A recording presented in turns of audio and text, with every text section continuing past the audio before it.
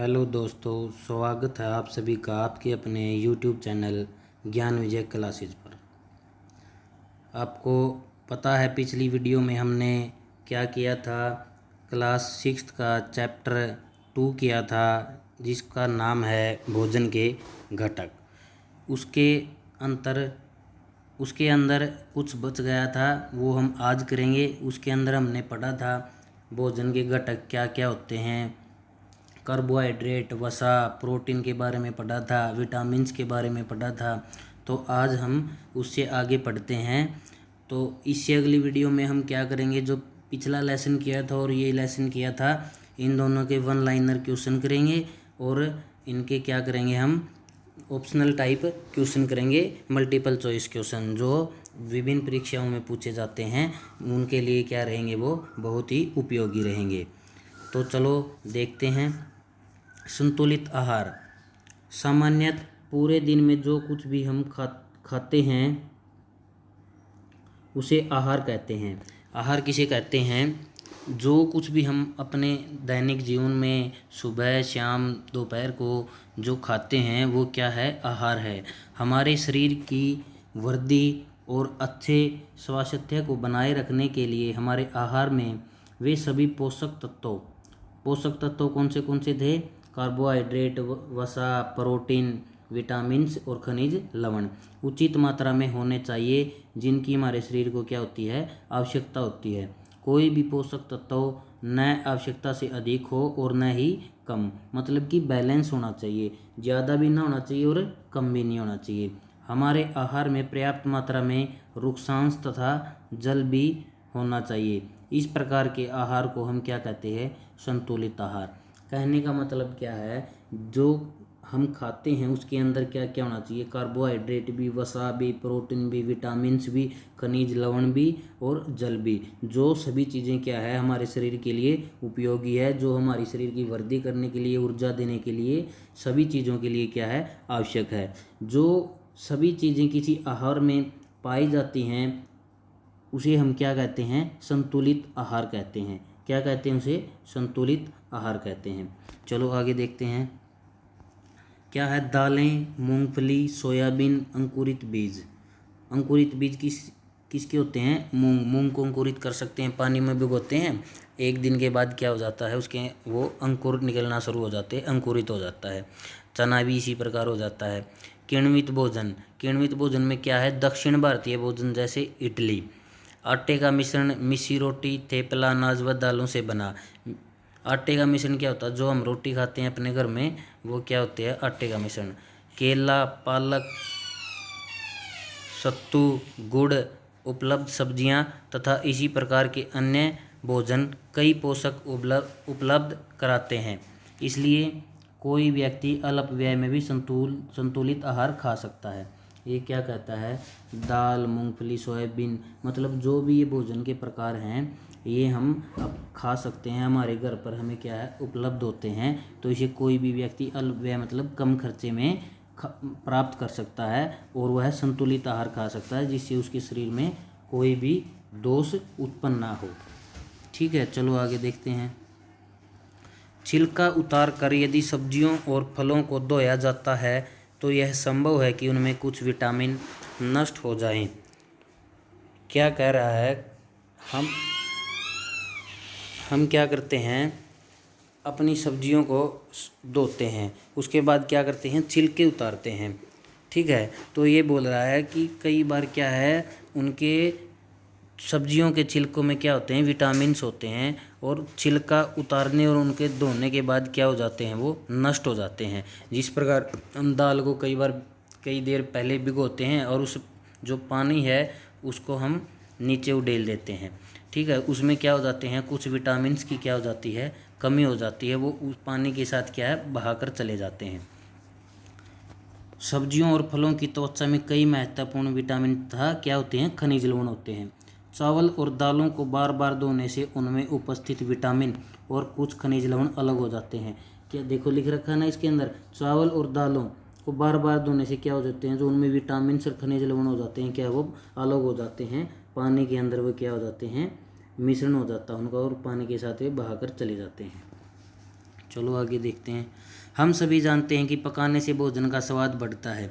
ये तो सभी का पता है कि अच्छा पका भोजन सबको क्या लगता है, अच्छा लगता है, तथा इसे पचाने में आसानी होती है। और क्या होती है, पचाने में आसानी होती है। इसके साथ साथ पकाने में कुछ पोषक तत्वों की हानि भी हो सकती है। क्या बोल रहा है, अगर भोजन को ज़्यादा पकाते हैं तो उसके अंदर जो पोषक तत्व हैं वो क्या हो जाते हैं, कम होने लगते हैं और ख़त्म होने शुरू हो जाते हैं। तो क्या होती है, पोषक तत्वों की हानि हो जाती है। यदि भोजन पकाने में अत्यधिक जल का उपयोग किया जाता है और बाद में उसे फेंक दिया जाता है तो कई लाभदायक प्रोटीन तथा खनिज लवणों की क्या हो जाती है, हानि हो जाती है।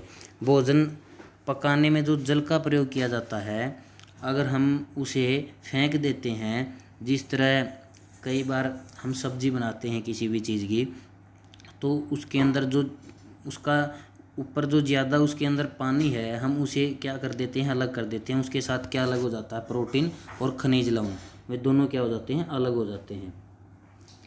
आगे, पकाने में विटामिन सी आसानी से गर्मी से नष्ट हो जाता है। ये क्या बोल रहा है, ये बहुत ही इम्पोर्टेंट बात है। पकाने में क्या है, ज़्यादा गर्मी में कौन सा विटामिन नष्ट हो जाता है, विटामिन सी। ये आपको आगे मतलब कई परीक्षाओं में ये क्वेश्चन पूछा भी गया है। क्या पकाने से कौन सा विटामिन नष्ट हो जाता है, विटामिन सी। क्या यह उचित नहीं होगा कि हम अपने आहार में फल और कच्ची सब्जियों को सम्मिलित करें। ये क्या बोल रहा है कि हम ऐसा करना चाहिए, हमें क्या अपने आहार में फल खाएं ज़्यादा और क्या खाएं, कच्ची सब्जियां खाएं। आगे देखो क्या है, अभावजन्य रोग। अभावजन्य रोग क्या होते हैं, जो किसी चीज़ की अभाव में या कमी में, हमारे शरीर में किसी चीज़ की कमी हो जाती है, उसके कारण वो रोग क्या होते हैं, उत्पन्न होते हैं। उन्हें क्या कहते हैं, अभावजन्य रोग कहते हैं। एक व्यक्ति खाने के लिए पर्याप्त भोजन पा रहा है, लेकिन कभी कभी उसके भोजन में किसी विशेष पोषक की कमी हो जाती है। क्या है, जिस तरह मान लो एक व्यक्ति रूटीन में एक ही तरह की कुछ चीज़ खा रहा है, उससे क्या है, सिर्फ उसके जो, अगर वो कार्बोहाइड्रेट ज़्यादा खा रहा है तो उसके शरीर को सिर्फ किस चीज़ की प्राप्ति हो रही है, कार्बोहाइड्रेट की। जो अन्य चीज़ें हैं, जो अन्य पोषक तत्व उसे क्या है, प्राप्त नहीं होते। इस वजह से क्या है, उसके अंदर अन्य जो पोषक तत्व हैं जो उसके शरीर को चाहिए, उनकी क्या हो जाती है, कमी हो जाती है। इसलिए यदि वह कमी लंबी अवधि तक रहती है, क्या, अगर वह कमी लंबी अवधि तक रहती है तो वह व्यक्ति उसके अभाव से ग्रसित हो सकता है। क्या हो सकता है, उसके अभाव से ग्रसित हो सकता है, मतलब उसकी वजह से उसके शरीर में कोई ना कोई विकार उत्पन्न होने लग जाता है। एक या अधिक पोषक तत्वों का अभाव हमारे शरीर में रोग अथवा विकृतियां उत्पन्न कर सकता है। क्या कह रहा है, एक या अधिक, एक या इससे अधिक पोषक तत्वों का अगर हमें अभाव होगा तो हमारे शरीर में क्या हो जाएंगे, रोग हो जाएंगे या अन्य विकृतियाँ, मतलब रोग हो जाएंगे, किसी के कोई बीमार हो जाएगा, किसी के हड्डी में कुछ दिक्कत हो जाएगी, किसी की कुछ हो जाएगा, मतलब क्या है, वो बीमार हो जाएगा, रोग उत्पन्न हो जाएगा उसके शरीर में।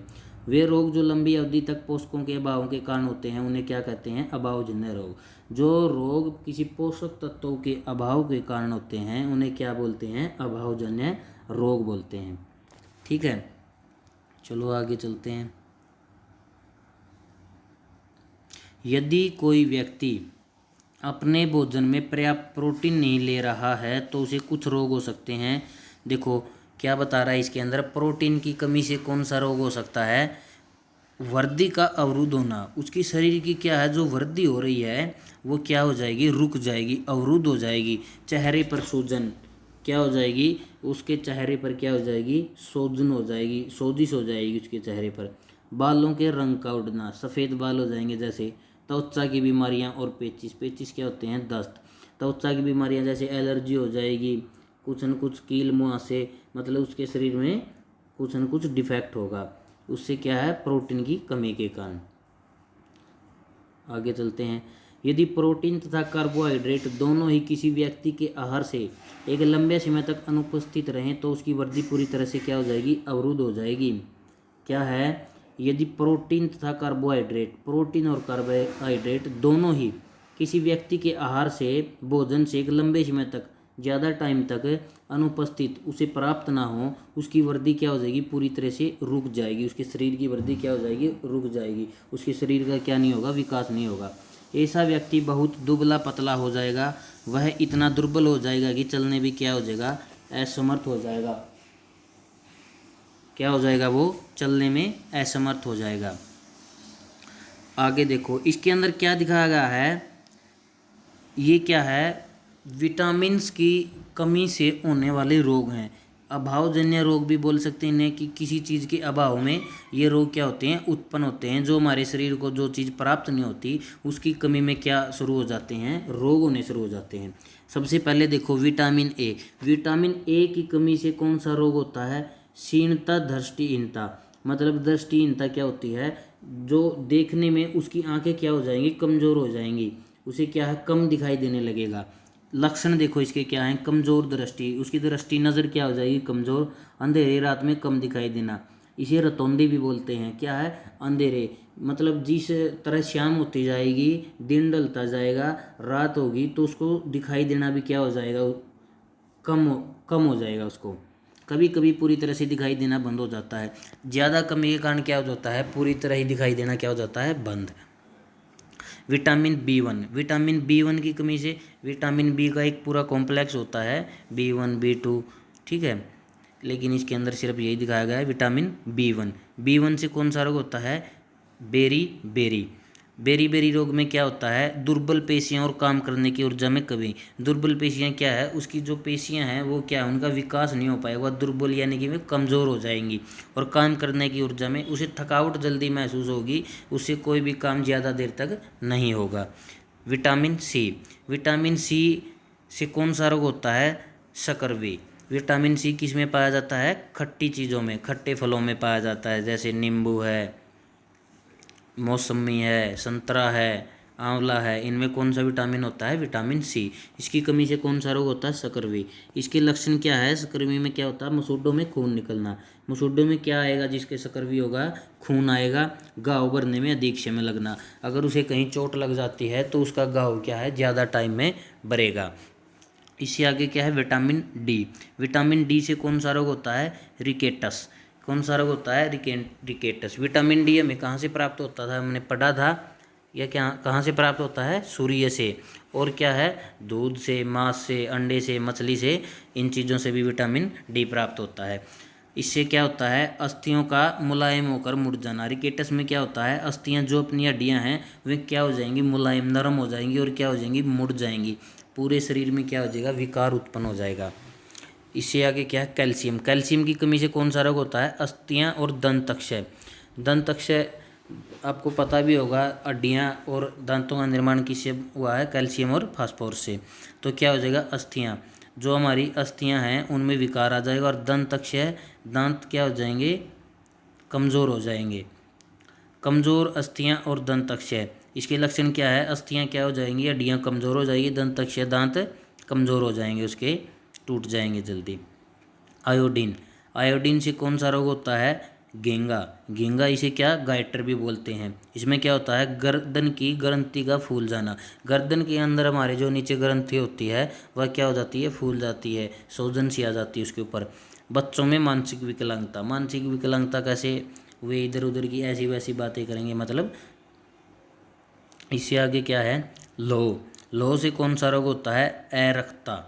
ये नीचे क्या है, नीचे वाले जो हैं कैल्शियम, आयोडीन, लोह, ये क्या है, खनिज। और जो ऊपर चार हैं ये विटामिन है, A B1C और D।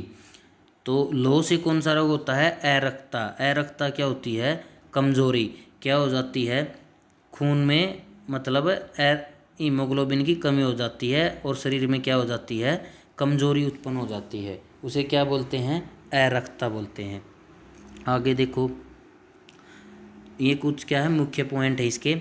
हमारे भोजन के मुख्य पोषक तत्वों के नाम कार्बोहाइड्रेट, प्रोटीन, वसा, विटामिन तथा खनिज लवण है। हमने शुरू में भी पढ़ा था, क्या है, हमारे भोजन के मुख्य पोषक तत्व कार्बोहाइड्रेट, प्रोटीन, वसा, विटामिन और खनिज लवण।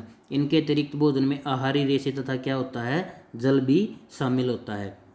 इससे आगे क्या है, कार्बोहाइड्रेट तथा वसा हमारे शरीर को क्या प्रदान करते हैं, ऊर्जा। और क्या पढ़ा था, वसा में हमें कार्बोहाइड्रेट की बजाय क्या है, ज़्यादा ऊर्जा प्राप्त होती है वसा से, ठीक है। आगे, प्रोटीन तथा खनिज लवण की आवश्यकता हमारे शरीर की वृद्धि तथा अनुरक्षण के लिए होती है। प्रोटीन की आवश्यकता किसके लिए होती है, शरीर की वृद्धि के लिए होती है, ठीक है। शरीर की जो वृद्धि होती है वो किस पर निर्भर करती है, ज़्यादातर प्रोटीन पर निर्भर करती है। विटामिन हमारे शरीर को रोगों से रक्षा करने में सहायता करते हैं। विटामिन किस में सहायता करते हैं, जो हमारे शरीर में रोग आते हैं उनसे हमारी रक्षा करने में क्या करते हैं, सहायता करते हैं। चलो आगे देखते हैं। संतुलित आहार में हमारे शरीर के आवश्यक सभी पोषक तत्वों तथा पर्याप्त रुक्षांश और जल उचित मात्रा में उपस्थित रहते हैं। क्या बोल रहा है ये? संतुलित आहार में क्या होता है, शरीर के लिए जितनी भी पर्याप्त चीज़ें होती हैं वे क्या है, उपस्थित रहती हैं। जो पोषक तत्व हैं तथा जो रुक्षांश है, जो रेशे हैं और जल, वे सारे क्या है, उचित मात्रा में उपलब्ध रहते हैं। उसे क्या बोलते हैं, संतुलित आहार। इससे आगे क्या है, हमारे आहार में लंबी अवधि तक एक अथवा अधिक पोषक तत्वों की न्यूनता से विशिष्ट रोग अथवा विकार उत्पन्न हो जाते हैं। जो हमने पढ़ा भी था पीछे, हमारे आहार में जो हम भोजन कर रहे हैं उसे में किसी तत्वों की कमी हो और हम उसे लगातार ज़्यादा समय तक भोजन ग्रहण करते रहें और तत्व हमें ना मिले तो हमारे शरीर में क्या हो जाएगा, विकार या रोग उत्पन्न हो जाएगा। तो दोस्तों कैसा लगा आपको? अगर आपको अच्छा लगा हो तो आप सब्सक्राइब करना और लाइक करना, ठीक है। इससे अगली वीडियो में हम क्या करेंगे, जो हमने लेसन 1 और लेसन 2 किया है, हम इसके क्या करेंगे, MCQ करेंगे और क्या करेंगे, 1 लाइनर क्वेश्चन करेंगे, जो क्या है प्रतियोगी परीक्षाओं में, हर एक परीक्षाओं में आपके लिए क्या रहेंगे, वो उपयोगी रहेंगे। तो आज के लिए इतना ही। Thank you.